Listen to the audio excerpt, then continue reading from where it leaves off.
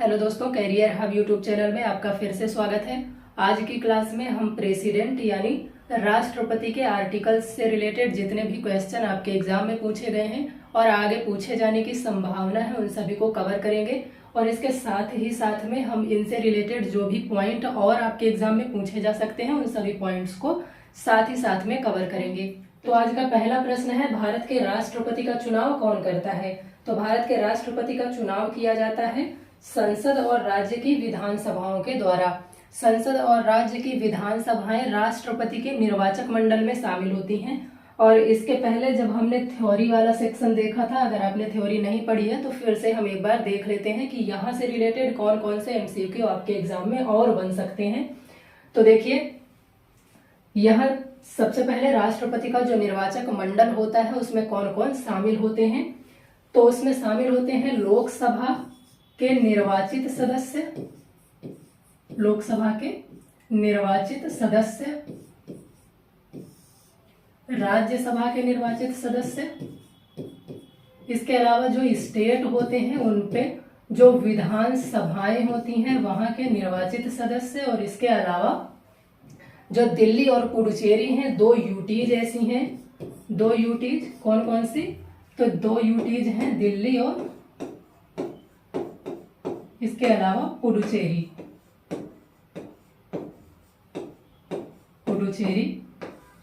इनके भी यहाँ की जो विधानसभाएं हैं इनके भी निर्वाचित सदस्य जो होते हैं वो भी राष्ट्रपति के निर्वाचक मंडल में शामिल होते हैं। तो यहाँ से अगर आपसे प्रश्न पूछा जाएगा तो ऑप्शन में आपसे ये भी कह सकता है कि लोकसभा के निर्वाचित सदस्य, राज्यसभा के निर्वाचित सदस्य, स्टेट्स की विधानसभाओं के निर्वाचित सदस्य और यूटीज जो हैं दिल्ली पुडुचेरी, यहाँ की विधानसभाओं के निर्वाचित सदस्य। ये ऑप्शन आपके हो सकते हैं। यहाँ से किसी भी तरह से घुमा फिरा करके आपको ऑप्शन दे सकता है, क्वेश्चन पूछ सकता है, तो ये बातें याद रखिएगा। फिर इसके अलावा एक प्रश्न यहाँ से आपसे पूछ लिया जाता है कि राष्ट्रपति के निर्वाचक मंडल में कौन शामिल नहीं होता है, या राष्ट्रपति का चुनाव जो होता है उसमें कौन शामिल नहीं होता है। तो राज्य जो होते हैं, राज्यों की विधान परिषद जो होती है, विधान परिषद, इसके सदस्य इसमें शामिल नहीं होते हैं। और इसके अलावा लोकसभा और राज्यसभा के मनोनीत सदस्य इसमें शामिल नहीं होते हैं। मनोनीत सदस्य इसमें शामिल नहीं होते हैं लोकसभा में। अब हालांकि ये मनोनीत सदस्य खत्म कर दिए गए हैं। इसके पहले दो एंग्लो इंडियंस यहाँ पर मनोनीत किए जाते थे प्रेसिडेंट के द्वारा। 104 संविधान संशोधन, 104 कॉन्स्टिट्यूशनल अमेंडमेंट 2019 के द्वारा इन्हें समाप्त कर दिया गया है। तो अब इसका तो कोई सवाल ही पैदा नहीं होता है, ये भाग नहीं लेते हैं। लेकिन राज्यसभा के जो 12 मनोनीत सदस्य होते हैं, राष्ट्रपति इन्हें मनोनीत करते हैं, ये भी प्रेसिडेंट के चुनाव में भाग नहीं ले सकते हैं, ये बात याद रखिएगा। तो कौन कौन भाग नहीं ले सकता है? राज्यों की विधान परिषद के सदस्य, लोकसभा के मनोनीत सदस्य और राज्यसभा के मनोनीत सदस्य, ये प्रेसिडेंट के जो इलेक्शन होता है उसमें भाग नहीं ले सकते हैं। तो चलिए अब देखते हैं अगला क्वेश्चन कौन सा है। तो हमारा अगला क्वेश्चन है, भारत के राष्ट्रपति का कार्यकाल कितने वर्ष का होता है? तो भारत के राष्ट्रपति का कार्यकाल होता है 5 वर्ष। तो ऑप्शन बी सही हो जाएगा। अब यहाँ पर आपसे पूछा जा सकता है, कई बार ऑप्शन में दे दिया जाता है कि भारत के राष्ट्रपति का कार्यकाल कब से कब तक होता है। शपथ या पद ग्रहण करने की तारीख से 5 वर्ष, शपथ या पद ग्रहण करने की तारीख से लेकर के 5 साल तक, या जब वो उम्मीदवार बनता है, उम्मीदवार जब बन जाता है राष्ट्रपति उस समय से लेकर के 5 साल तक, या जब वो चुनाव जीत जाता है उस समय से लेकर के 5 साल तक। तो याद रखिएगा, शपथ ग्रहण करने की डेट से लेकर के, तारीख से लेकर के, या पद ग्रहण करने की तारीख से लेकर के 5 साल तक राष्ट्रपति का कार्यकाल होता है। तो ऑप्शन नंबर बी यहाँ इसका सही आंसर हो जाएगा। फिर इसके बाद आपसे पूछा गया है प्रश्न कि राष्ट्रपति चुनाव से संबंधित अनुच्छेद कौन सा है। तो राष्ट्रपति के चुनाव से संबंधित अनुच्छेद होता है अनुच्छेद 54 राष्ट्रपति के चुनाव से संबंधित होता है। चुनाव, इसे याद कैसे रखेंगे? तो चुनाव देखिए, चा से चुनाव और चा से चौवन, ये दोनों एक तरह ही साउंड कर रहे हैं, तो रिलेट करके याद रख लीजिएगा, चुनाव और चौवन। तो चुनाव का चुनाव से संबंधित अनुच्छेद कौन सा है? अनुच्छेद 54। फिर आपसे अगला प्रश्न पूछा गया है कि राष्ट्रपति की योग्यता से संबंधित अनुच्छेद कौन सा है? तो राष्ट्रपति की योग्यता से संबंधित अनुच्छेद होता है अनुच्छेद 58, यानी इसका ऑप्शन नंबर बी सही है। फिर आपसे अगला प्रश्न पूछा गया है कि भारत के राष्ट्रपति बनने के लिए न्यूनतम आयु कितनी होनी चाहिए? तो भारत का राष्ट्रपति बनने के लिए न्यूनतम आयु होनी चाहिए 35 वर्ष। तो ऑप्शन नंबर सी इसका राइट आंसर है। इसके अलावा 25 वर्ष की आयु पूरी करनी चाहिए अगर आप लोकसभा का सदस्य बनना चाहते हैं या राज्य की विधानसभा का सदस्य बनना चाहते हैं, तो उसके लिए आपको न्यूनतम आयु पूरी करनी होती है 25 वर्ष। इसके अलावा अगर आप राज्यसभा या विधान परिषद जो होती है राज्यों की, हालांकि ये हर स्टेट में नहीं होती है, सभी राज्यों में नहीं होती है, जिन भी राज्यों में विधान परिषदें होती हैं वर्तमान में 6 स्टेट्स में ये पाई जाती हैं, तो इन स्टेट्स के जो विधान परिषद के सदस्य होंगे उनकी आयु भी न्यूनतम 30 वर्ष होनी चाहिए। इसके अलावा प्रेसिडेंट की अगर आपसे पूछी जाए या गवर्नर की आपसे पूछी जाए कि इनकी आयु न्यूनतम कितनी होनी चाहिए, तो 35 वर्ष इनकी न्यूनतम आयु होनी चाहिए। फिर आपसे अगला प्रश्न पूछा गया है कि राष्ट्रपति को शपथ कौन दिलाता है? तो राष्ट्रपति को शपथ दिलाने का काम किया जाता है भारत के मुख्य न्यायाधीश के द्वारा, यानी सीजेआई के द्वारा। और अगर आपसे पूछा जाए कि सीजेआई को शपथ दिलाने का काम कौन करता है, तो ये करते हैं राष्ट्रपति। फिर अगला प्रश्न आपसे पूछा गया है कि राष्ट्रपति को हटाने की प्रक्रिया को क्या कहा जाता है? तो राष्ट्रपति को हटाने की प्रक्रिया को महाभियोग या इम्पीचमेंट कहा जाता है, और इसका जिक्र किया गया है आर्टिकल 61 में। आर्टिकल 61 में महाभियोग यानी इम्पीचमेंट के बारे में बताया गया है। और इसके अलावा किस आधार पर राष्ट्रपति पर महाभियोग लगाया जा सकता है? तो एक ही आधार राष्ट्रपति के लिए होता है और वो होता है संवैधानिक अतिक्रमण या संविधान का अतिक्रमण करने पर। तो अगर राष्ट्रपति के द्वारा संविधान का अतिक्रमण किया जाता है, संविधान का पालन नहीं किया जाता है, संविधान के दायरे से हट करके कोई काम किया जाता है, तो उस पर महाभियोग लगाया जा सकता है। हालांकि अभी तक किसी भी राष्ट्रपति को यहाँ पर महाभियोग के द्वारा हटाया नहीं गया है भारत में। तो आर्टिकल 61 में महाभियोग की प्रक्रिया के बारे में बताया गया है। अगर आपसे पूछा जाए कि महाभियोग शब्द का जिक्र किस आर्टिकल में किया गया है, तो ये किया गया है आर्टिकल 56 में। आर्टिकल 56 में ये बताया गया है कि राष्ट्रपति को किन किन विधियों के द्वारा हटाया जा सकता है। तो राष्ट्रपति को महाभियोग की प्रक्रिया के द्वारा हटाया जा सकता है, और इस पे कार्यकाल भी दिया गया है कि कार्यकाल इनका 5 वर्ष होता है, लेकिन समय से पहले इन्हें महाभियोग की प्रक्रिया के द्वारा हटाया जा सकता है, या अपना त्याग पत्र भी दे सकते हैं। तो अगर आपसे पूछा जाए महाभियोग शब्द का जिक्र किस आर्टिकल में, तो आर्टिकल 56। लेकिन अगर आपसे पूछा जाए कि महाभियोग प्रक्रिया का जिक्र कहां पर किया गया है, तो आर्टिकल 61। और संविधान का अतिक्रमण करने पर राष्ट्रपति पर महाभियोग या इम्पीचमेंट लगाया जा सकता है।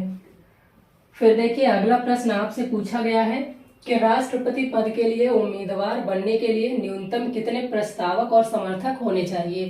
प्रश्न आपसे पूछा गया है कि कोई व्यक्ति अगर राष्ट्रपति का उम्मीदवार बनना चाहता है, तो कितने कम से कम एमपी या एमएलए हैं जो उसके समर्थन में होने चाहिए, और कितने एमपी या एमएलए उसके नाम के प्रस्तावक होने चाहिए। अगर आप जो एलिजिबिलिटीज दी गई हैं कि 35 वर्ष की आयु न्यूनतम होनी चाहिए, भारत का नागरिक होना चाहिए, और लोकसभा का सदस्य बनने की योग्यता रखना चाहिए एक व्यक्ति को अगर वह राष्ट्रपति के लिए चुनाव लड़ना चाहता है, इन सभी क्वालिफिकेशंस को अगर आप पूरा कर लेते हैं, एलिजिबिलिटीज को ये पूरी कर लेते हैं, तो इसके बाद आपको कम से कम 50 प्रस्तावक और कम से कम 50 समर्थक चाहिए, तभी आप उम्मीदवार बन सकते हैं राष्ट्रपति पद के लिए। तो कम से कम 50 प्रस्तावक और 50 समर्थक होने चाहिए किसी व्यक्ति के पास, तभी वह चुनाव लड़ सकता है। किसका? राष्ट्रपति का, यानी प्रेसिडेंट का। तो अगला प्रश्न आपसे पूछा गया है कि राष्ट्रपति चुनाव में कौन मतदान नहीं कर सकता है। तो अभी हमने थोड़ी देर पहले देखा था राष्ट्रपति के चुनाव में कौन कौन भाग ले सकता है और कौन कौन नहीं ले सकता है। तो इसका ऑप्शन नंबर डी सही है। राज्यसभा के और लोकसभा के मनोनीत सदस्य इसमें भाग नहीं ले सकते हैं। फिर अगला प्रश्न आपसे पूछा गया है कि राष्ट्रपति को हटाने की प्रक्रिया कौन शुरू करता है। तो राष्ट्रपति को हटाने की प्रक्रिया यानी महाभियोग चाहे लोकसभा में हो चाहे राज्यसभा में हो, दोनों में शुरू किया जा सकता है। इसमें कोई ऐसी अलग से बात नहीं लिखी गई है। तो संसद के किसी भी सदन में इस प्रक्रिया को शुरू किया जा सकता है, यानी संसद के दोनों सदनों में।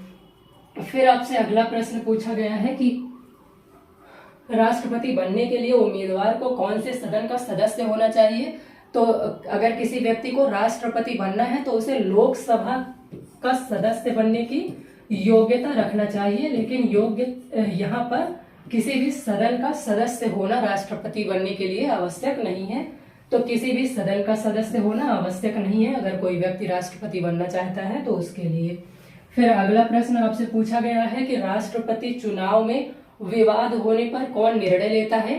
तो राष्ट्रपति चुनाव में अगर कोई विवाद होता है या उपराष्ट्रपति के चुनाव में अगर कोई विवाद होता है तो इसका निर्णय लेने का काम करता है सुप्रीम कोर्ट, ना कि जो निर्वाचन आयोग होता है या जो इलेक्शन कमीशन होता है उसके द्वारा ये फैसला नहीं किया जाता है। इसका फैसला करता है सुप्रीम कोर्ट, ये बात याद रखिएगा। फिर अगला प्रश्न आपसे पूछा गया है कि भारत के पहले राष्ट्रपति कौन थे। तो ये सबको पता है, भारत के पहले राष्ट्रपति थे डॉक्टर राजेंद्र प्रसाद, और एकमात्र ऐसे राष्ट्रपति थे जो 2 बार भारत के राष्ट्रपति लगातार रहे हैं। फिर अगला प्रश्न आपसे पूछा गया है कि भारत के राष्ट्रपति का वेतन कौन निर्धारित करता है। तो निर्धारित करने का काम करती है संसद यानी पार्लियामेंट। फिर अगला प्रश्न आपसे पूछा गया है कि राष्ट्रपति अनुच्छेद 356 के तहत क्या कर सकते हैं। तो राष्ट्रपति अनुच्छेद 356 के तहत राज्य में राष्ट्रपति शासन लागू कर सकते हैं। इसका ऑप्शन नंबर बी सही है। राष्ट्रपति के पास कुछ आपातकालीन शक्तियां होती हैं। राष्ट्रपति आर्टिकल 352 के तहत देश में राष्ट्रीय आपातकाल लगा सकते हैं, राष्ट्रीय आपातकाल लगा सकते हैं। इसके अलावा आर्टिकल 356 के तहत राष्ट्रपति राज्यों में राष्ट्रपति शासन लागू कर सकते हैं। और इसके अलावा आर्टिकल 360 के तहत देश में वित्तीय आपातकाल लगा सकते हैं। तो ये तीनों आर्टिकल याद रखिएगा। उसके राष्ट्रपति जो होते हैं उनके पास ये 3 पावर होती हैं आपातकाल से रिलेटेड। आर्टिकल 352 के तहत राष्ट्रीय आपातकाल लागू किया जा सकता है इनके द्वारा। आर्टिकल 356 के तहत राज्यों में जो राष्ट्रपति शासन है वो लागू किया जा सकता है। और आर्टिकल 360 के तहत देश में वित्तीय आपातकाल लगाया जा सकता है। फिर इसके बाद अगला प्रश्न आपसे पूछा गया है कि भारतीय संविधान में राष्ट्रपति के पद का प्रावधान किस अनुच्छेद में किया गया है। तो भारत के संविधान में राष्ट्रपति के पद से रिलेटेड आर्टिकल है आर्टिकल 52। और ये आर्टिकल्स आप किस ट्रिक के माध्यम से याद कर सकते हैं, ये बात हमने पहले थ्योरी वाले क्लास में देखी है। अगर आप चाहें तो थ्योरी वाली क्लास का लिंक आपको डिस्क्रिप्शन बॉक्स में मिल जाएगा, वहां से जाकर के आप देख सकते हैं। फिर भी आप ट्रिक याद कर लीजिए। यहाँ पर भी पकानी, कोका, दुयो, दशम, इस ट्रिक के माध्यम से आपको सारे आर्टिकल याद हो जाएंगे। पास है राष्ट्रपति का पद और इसका जिक्र किया गया है आर्टिकल 52 में। का से कार्यपालिका का हेड कौन होगा। तो कार्यपालिका का हेड होगा राष्ट्रपति और इसका जिक्र किया गया है आर्टिकल 53 में। ना से निर्वाचन यानी राष्ट्रपति का निर्वाचन या चुनाव किस तरह से किया जाएगा, इसका जिक्र किया गया है आर्टिकल 54 में। को से कोटा या निर्वाचन की पद्धति क्या होगी यानी किस रीति से इसका चुनाव किया जाएगा, आर्टिकल 55 में ये बात कही गई है। का से आपको याद रखना है इनका कार्यकाल क्या होगा, इनका कार्यकाल क्या होगा और ये आर्टिकल 56 में बताया गया है। फिर दू से आपको याद रखना है, दू से आपको याद रखना है कि ये दोबारा चुनाव लड़ सकते हैं, दोबारा या जितनी भी बार चाहे उतनी बार ये राष्ट्रपति का चुनाव किसी व्यक्ति के द्वारा लड़ा जा सकता है, और ये बात कही गई है आर्टिकल 57 में। फिर यो से आपको याद रखना है योग्यताएं बताई गई हैं। योग्यताएं बताई गई हैं, किसी व्यक्ति को राष्ट्रपति बनने के लिए कौन कौन सी योग्यताएं रखनी चाहिए ये बताया गया है आर्टिकल 58 में। इसके बाद दा से आपको याद रखना है दशाओं के बारे में, कि कुछ ऐसी दशाएं होंगी जिनके लागू न होने पर कोई व्यक्ति राष्ट्रपति का चुनाव नहीं लड़ सकता है। फिर इसके बाद सा से आपको याद रखना है शपथ के बारे में, और ये बताया गया है आर्टिकल 59 में दशाओं के बारे में, और आर्टिकल 60 में बताया गया है राष्ट्रपति की शपथ के बारे में। और आखिर में महाभियोग आपको याद रखना है मा से, यानी ये जो इम्पीचमेंट होती है, राष्ट्रपति को हटाने की प्रक्रिया होती है, इसका जिक्र किया गया है आर्टिकल महाभियोग आपको याद रखना है मा से, और इसका जिक्र आर्टिकल 61 में किया गया है। तो इस तरह से इस ट्रिक के माध्यम से आपको ये सारे आर्टिकल बड़ी आसानी से याद हो जाएंगे। ट्रिक क्या है? पकानी कोका दुयो दशम। तो इसके बाद अगला प्रश्न आपसे पूछा गया है कि राष्ट्रपति की कार्यकारी शक्तियों से संबंधित अनुच्छेद कौन सा है। अभी हमने देखा कि आर्टिकल 53 में कार्यपालिका शक्ति के बारे में, राष्ट्रपति की कार्यपालिका शक्ति के बारे में बताया गया है, तो इससे संबंधित आर्टिकल है आर्टिकल 53। इसके बाद आपसे अगला प्रश्न पूछा गया है कि राष्ट्रपति की शपथ से संबंधित प्रावधान किस अनुच्छेद में किए गए हैं। तो अभी हमने देखा आर्टिकल 60 में किए गए हैं। फिर इसके बाद अगला प्रश्न आपसे पूछा गया है कि राष्ट्रपति के महाभियोग की प्रक्रिया किस अनुच्छेद में दी गई है। तो राष्ट्रपति के महाभियोग की प्रक्रिया या इम्पीचमेंट की प्रक्रिया दी गई है आर्टिकल 61 में। याद रखिएगा यहाँ प्रक्रिया दी गई है, और अगर आपसे शब्द पूछा जाए तो शब्द दिया गया है आर्टिकल 56 में।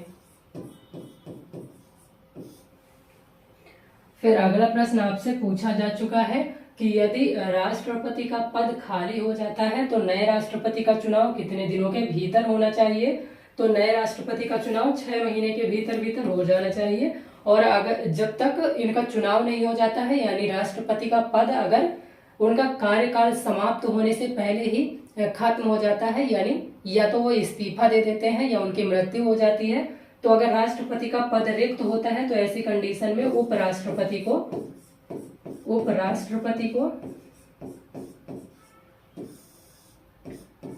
कार्यवाहक राष्ट्रपति बना दिया जाएगा। और ये कितने महीने तक मैक्सिमम? तो 6 महीने तक मैक्सिमम राष्ट्रपति यानी कार्यवाहक राष्ट्रपति के रूप में कार्य करेंगे। इसके बाद यानी 6 महीने के भीतर भीतर ही राष्ट्रपति, जो नए राष्ट्रपति होंगे, उनका चुनाव कराना आवश्यक है। तो 6 महीने याद रखिएगा। फिर अगला प्रश्न आपसे पूछा गया है कि राष्ट्रपति की मृत्यु या इस्तीफा देने की स्थिति में कौन कार्यवाहक राष्ट्रपति बनता है। तो ये बनते हैं उपराष्ट्रपति, अभी हमने देखा। फिर अगला प्रश्न आपसे पूछा जा चुका है कि राष्ट्रपति के अध्यादेश जारी करने की शक्ति किस अनुच्छेद में दी गई है। तो आर्टिकल 123 में बताया गया है कि राष्ट्रपति अध्यादेश जारी कर सकते हैं कौन सी कंडीशंस में, अगर लोकसभा या राज्यसभा या दोनों ही इनका अगर सत्र ना चल रहा हो और अचानक से कोई कानून बनाने की जरूरत पड़ जाए तो ये अध्यादेश जारी कर सकते हैं, यानी राष्ट्रपति के द्वारा अध्यादेश जारी किया जा सकता है। अब इसे याद कैसे रखेंगे? तो ऐसे याद रखिएगा, अगर संसद का एक सदन, एक से आप याद रखिएगा संसद का एक सदन या संसद का दोनों सदन अगर सत्र में ना हो तो फिर जो संसद का तीसरा अंग होता है वो कानून बना सकता है। तो इस तरह से याद रखिएगा 1 2 3 संसद का एक सदन और दूसरा सदन अगर सत्र में ना हो तो तीसरा अंग यानी राष्ट्रपति जो होता है वो कानून बना सकता है। संसद के 3 अंग होते हैं, आपको पता होगा कौन कौन से। तो लोकसभा होता है, राज्यसभा होता है और इसके अलावा प्रेसिडेंट होते हैं। तो अध्यादेश जारी करने की शक्ति, राष्ट्रपति की अध्यादेश जारी करने की शक्ति आर्टिकल 123 में, और इसके अलावा अगर राज्यपाल की पूछी जाए तो आर्टिकल 213 में। फिर अगला प्रश्न आपसे पूछा गया है कि राष्ट्रपति की क्षमा शक्ति से संबंधित अनुच्छेद कौन सा है। तो राष्ट्रपति की क्षमा शक्ति से यानी क्षमादान की शक्ति से संबंधित अनुच्छेद है आर्टिकल 72 और याद कैसे रखेंगे इसे, तो याद करने के लिए याद रखिएगा कि सजा देने से बेहतर होता है क्षमा कर देना। तो बेहतर से याद रखिएगा 72 को, आर्टिकल 72 में क्षमादान की शक्ति के बारे में बताया गया है। और इसमें 5 प्रकार की रीतियां बताई गई हैं कि 5 प्रकार से राष्ट्रपति किसी व्यक्ति की सजा को कम कर सकते हैं या माफ कर सकते हैं। फिर अगला प्रश्न पूछा गया है कि राष्ट्रपति और मंत्रिपरिषद के संबंधों से संबंधित अनुच्छेद कौन सा है। तो राष्ट्रपति और मंत्रिपरिषद से संबंधित जो अनुच्छेद है वो है आर्टिकल 78। इसमें कहा गया है कि प्रधानमंत्री समय समय पर अपने और अपनी मंत्रिपरिषद यानी अपने कैबिनेट की सारी जानकारी राष्ट्रपति को देते रहेंगे और राष्ट्रपति इनसे कभी भी कोई भी जानकारी मांग सकते हैं। इसीलिए पीएम जो होता है उसको मंत्रिपरिषद यानी कैबिनेट या मिनिस्टर्स काउंसिल जो होती है उसके बीच में और प्रेसिडेंट के बीच में पुल या सेतु का काम कौन करता है, ये बात बताई गई है कि पीएम प्रेसिडेंट और कैबिनेट के बीच में या मंत्रिपरिषद और राष्ट्रपति के बीच में सेतु या पुल का काम करता है। फिर अगला प्रश्न आपसे पूछा गया है कि राष्ट्रपति के बाद भारत में सर्वोच्च पद कौन सा है। तो राष्ट्रपति के बाद भारत में सर्वोच्च पद होता है उपराष्ट्रपति का, वाइस प्रेसिडेंट का। तो इस तरह से हमने जितने भी प्रश्न अब तक आपके एग्जाम में राष्ट्रपति से रिलेटेड पूछे गए हैं वो सब देख लिए हैं, राष्ट्रपति के आर्टिकल से रिलेटेड। और इसके बाद अगली क्लास में या किसी और क्लास में हम देख लेंगे कि राष्ट्रपति के क्रम से रिलेटेड जितने भी एग्जाम में आपके क्वेश्चन पूछे जाते हैं उनको। तो वीडियो अगर आपको पसंद आए तो वीडियो को लाइक कर दीजिएगा, हमारे चैनल पर नए आए तो चैनल को सब्सक्राइब कर लीजिए।